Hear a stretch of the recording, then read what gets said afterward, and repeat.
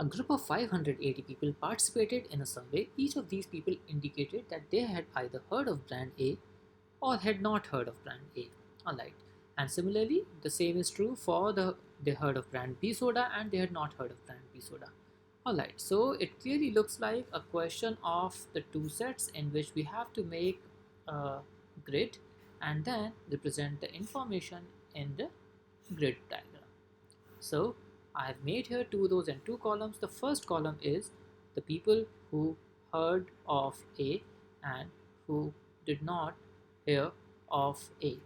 Similarly, people who heard of brand B are coming in the first row, and the people who did not hear anything about brand B are coming in the second row. Now, 580 people in total, so 580 comes to the right bottom corner, which is a grand total. Each of these people indicated that they had either heard of A or they had not heard of A and heard of B or not heard of B.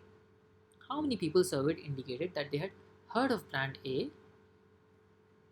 and had not heard of brand B? So if I mark this particular place X, so the question is only asking the value of X. So let's quickly see how can we answer this particular value. Alright, let's read the first statement. The first statement here says that there were 226 people who indicated that they had heard of exactly one of the two brands of sodas.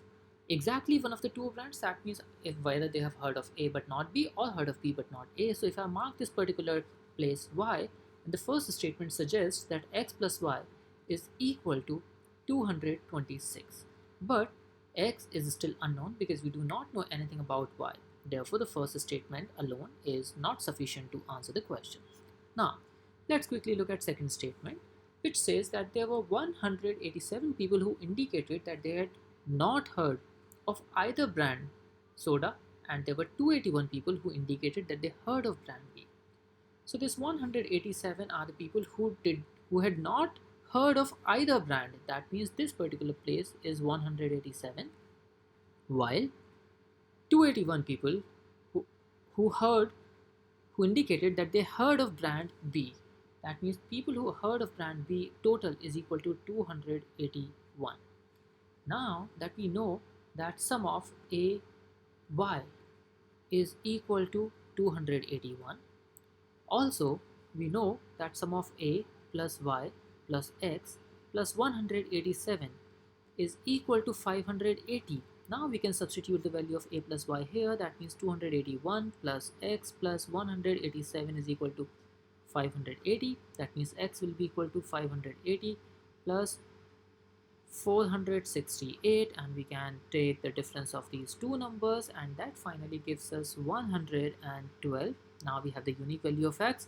That means the second statement alone is sufficient, and the answer to the question becomes option B. I hope you enjoyed the explanation. Here the grid is really useful thing because it really gives us a good understanding of how the data can be represented very systematically and methodically. I hope you enjoyed the explanation as well. Thank you so much.